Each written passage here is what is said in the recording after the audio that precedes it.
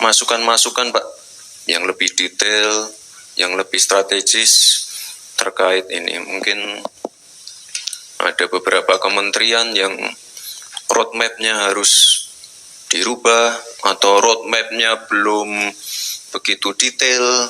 Coba seperti apa? Ini hari ini kita diskusi aja. Monggo, silahkan. Ada mic wireless. Siapa? Mari silahkan. Siap. Terima kasih izin Bapak Wapres RI. Kami izin memperkenalkan diri.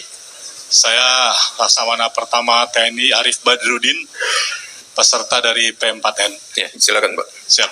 Kami telah menerima banyak arahan dari menteri-menteri kabinet RI dan ada satu saran yang bisa kami usulkan. Yang pertama, kami belajar tentang geopolitik di Lemhanas, Pak. Kami berharap agar kepemimpinan geopolitik Indonesia ini bisa kembali memimpin di dunia yang sekarang sedang terpolarisasi dengan memanfaatkan Danantara yang saat ini sudah dibentuk oleh Presiden RI dan nantinya akan menyediakan anggaran yang cukup besar di mana 20%-nya rencana dari Kepala Danantara akan diinvestasikan di luar negeri.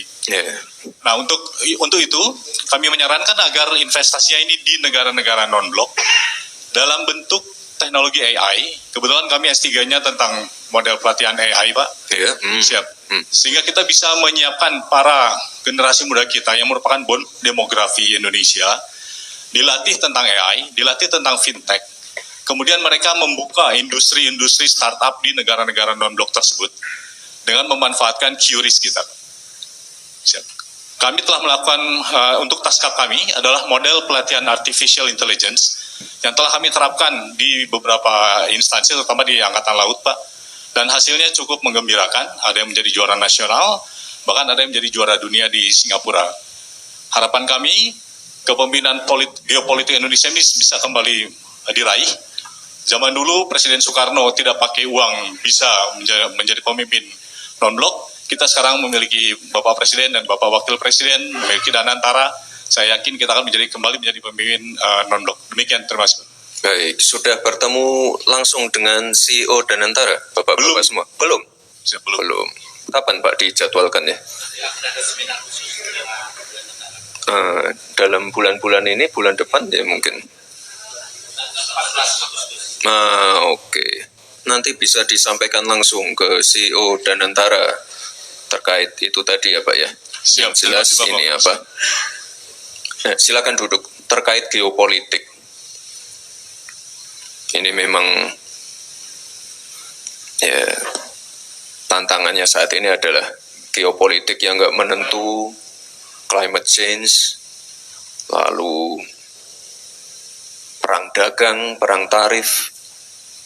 Jadi ini Bapak Ibu, saya mohon doa untuk Pak Presiden yang saat ini sedang melakukan perjalanan ke luar negeri, agar beliau diberikan kesehatan dan kelancaran dalam tugas-tugasnya di luar negeri. Karena penting sekali ini, beliau menghadiri BRICS, lalu ini kalau nggak salah sedang di Brussels ya. Penting sekali. Dan yang namanya hilirisasi itu penting sekali. Kita tidak boleh lagi mengirim barang mentah. Kita harus mengejar nilai tambah dari kegiatan-kegiatan downstreaming ini. Kalau enggak, ya kita selamanya akan diremehkan negara-negara lain. Nah, ini kebetulan ada teman-teman dari negara lain juga. Kita benar-benar fokus di situ. Fokus di AI, fokus di hilirisasi, fokus di pengembangan SDM. Di bulan ini Pak Presiden juga akan segera meluncurkan sekolah rakyat, meluncurkan koperasi merah putih. Nah, ini untuk menghadapi tantangan-tantangan ke depan. Geopolitik, Rusia, Ukraina, Israel, Palestina, Israel, Iran, perubahan iklim. Kemarin juga Jakarta, Bekasi, Tangerang, saya baru pulang dari Tangerang juga banjir. Ini harus ditindaklanjuti juga. Banjir, kekeringan ekstrim. Lalu masalah perang tarif. Ini kita sedang bernegosiasi juga. Disrupsi teknologi, AI, blockchain, kripto.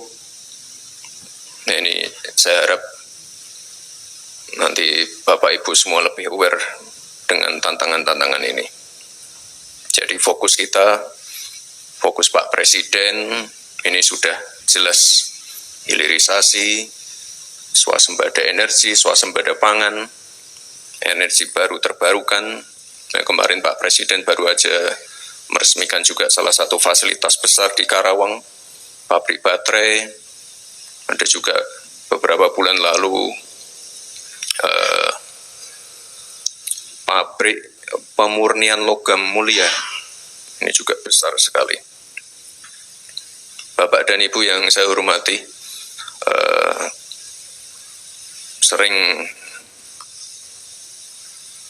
sering saya paparkan pada waktu saya masih wali kota, kampanye, debat pilpres tentang pentingnya ini bonus demografi. Jadi kesempatan seperti ini tuh hanya datang sekali. Jadi kita harus benar-benar hati-hati menyiapkan SDM terbaik. Itulah tadi kenapa Pak Presiden menyiapkan sekolah rakyat. Selain sekolah rakyat, ada juga sekolah Garuda, sekolah unggulan. Ini beliau benar-benar menyiapkan SDM kita. Ya, oke teman-teman. Kembali lagi di channel kita. Ini lanjutan daripada pembahasan Gibran tadi ya teman-teman. Dan tadi kita telah menyaksikan bersama cuplikan video dari pidato Wapres kita, yaitu Gibran Raka Buming Raka, yang berpidato di depan para TNI Polri dan juga peserta Lemhanas. Dan di sini tadi mencukil masalah lalu, yaitu tentang hilirisasi, bahwa waktu dia pernah ucapkan hilirisasi ini pernah diejek, bahkan dibilang adalah dukun. Dan itu sekedar candaan teman-teman dalam sebuah video tersebut. Dan berikut kita coba membaca tanggapan daripada komentator kita. Tantangan dan kemenangan dalam pidato Gibran di hadapan TNI Polri peserta Lemhanas. Tantangan Indonesia di masa depan menjadi tema besar dalam pidato Wakil Presiden Gibran Raka Buming Raka di hadapan anggota TNI dan Polri yang merupakan peserta pendidikan Lembaga Ketahanan Nasional atau Lemhanas. Dalam pematapan pimpinan nasional yang dihadiri 110 peserta pendidikan penyiapan dan pematapan pimpinan nasional atau P4N atau LX8, Gibran memaparkan bahwa Indonesia akan menghadapi sejumlah tantangan di masa depan pada Senin 14 Juli 2025. Salah satu tantangan yang diungkapkannya juga adalah kondisi geopolitik di dunia dan perang tarif yang sedang terjadi. Ya teman-teman, salah satu inti daripada pembahasan Wapres atau Gibran Raka Buming Raka ini dalam pidatonya, yaitu salah satu dari ungkapannya yaitu tantangan, yaitu tentang geopolitik dalam dunia dan juga perang tarif teman-teman. Dan juga tadi kita bisa lihat dalam video bahwa seorang dia memberikan kesempatan kepada Polri bahwa tidak ada tanggapan, dan tanggapan tersebut dia bilang bahwa ada tantangan, yaitu tentang geopolitik harus ditingkatkan lagi teman-teman. Dan juga Gibran mendukung dan sangat-sangat mendukung harus ada peningkatan ke depannya. Momen menarik juga terjadi ketika Gibran menyinggung soal kemenyan saat membahas hilirisasi. Sejauh mana transformasi bisnis Indonesia?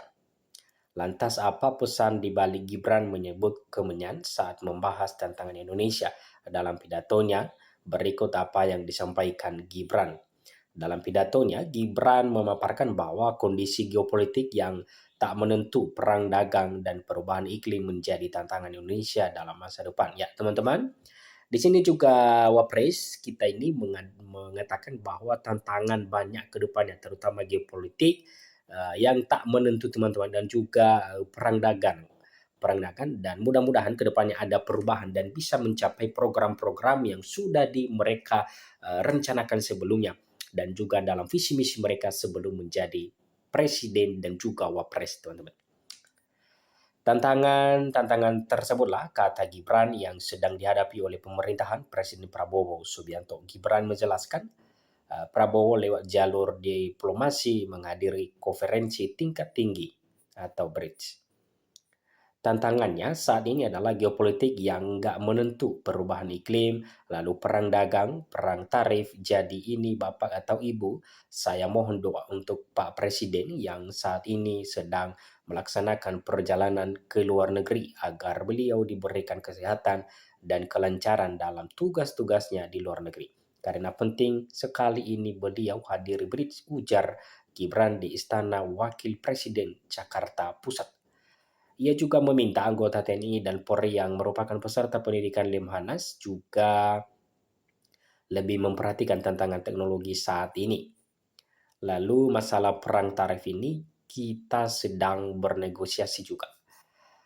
Disrupsi teknologi blockchain, kripto, dan ini saya harap nanti Bapak atau Ibu semua lebih aware dengan tantangan ini, ujar Gibran. Gibran melanjutkan, perubahan iklim merupakan tantangan Indonesia yang sudah dialami negara ini. Terbukti dari banjir dan kekeringan yang terjadi di sejumlah daerah. Perubahan iklim, kemarin juga Jakarta, Bekasi, Tangerang, saya baru dari Tangerang, juga banjir. Ini harus ditindaklanjuti juga. Banjir, kekeringan ekstrim, ujar Gibran. Selain itu, Gibran juga menekankan pentingnya hilirisasi bagi Indonesia. Ia ingin negara ini tidak lagi mengekspor barang mentah ke luar negeri. Ya, teman-teman, itulah salah satu dari pidato Gibran ini yang mengatakan bahwa tidak mau atau tidak ingin lagi Indonesia mengekspor barang ke luar negeri atau produk-produk Indonesia. Tapi dari dulu ya, sekali lagi kita jualnya jual mentah. Ibu-ibu yang pakai parfum, LV, Gucci, dan lain-lain itu dari Kemenyan. Kita jualnya mentah terus, ujar Gibran. Saya pernah bicara itu, masalah hilirisasi Kemenyan. Banyak yang ketawa, uang Kemenyan buat dukung, nye. Salah, Kemenyan itu sama berharganya dengan nikel, ujar Gibran. Kedati banyak tentang Indonesia disebut tengah mendapatkan kesempatan berupa bonus demografi. Berbanding terbalik dengan negara-negara maju seperti Jepang dan Korea Selatan yang tengah menghadapi krisis populasi. Sering-sering saya paparkan pada waktu saya masih wali kota, kampanye, debat pilpres tentang pentingnya bonus demografi. Jadi kesempatan seperti ini itu hanya datang sekali. Jadi kita harus benar-benar hati-hati menyiapkan SDM terbaik. Ya, teman-teman, itulah salah satu inti atau pidato daripada Gibran ini.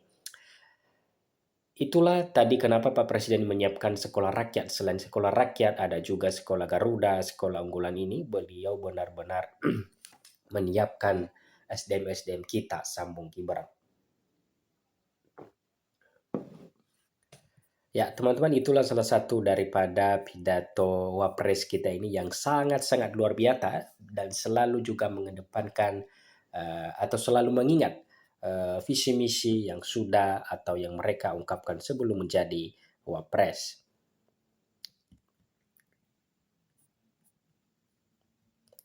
Pernyataan itu disampaikan dalam pembekalan tanggal 2 bagi 210 peserta program P3N dan P4N dari Lembaga Ketahanan Nasional atau Lemhanas yang terdiri dari unsur TNI Polri, ASN, dan tokoh masyarakat. Gibran menyebut pengalamannya saat berkunjung ke Humbang, Sundutan, Sumatera Utara membuka matanya akan potensi besar komoditas lokal seperti Kemenyan. Di sanalah ia menyaksikan langsung bagaimana bahan alami ini sesungguhnya menjadi salah satu rahasia industri parfum dunia. Oke, teman-teman, sekian saja dulu pembahasan kita kali ini, dan jangan lupa dukung terus supaya teman-teman tidak ketinggalan di video atau berita selanjutnya karena masih ada episode selanjutnya. Terima kasih.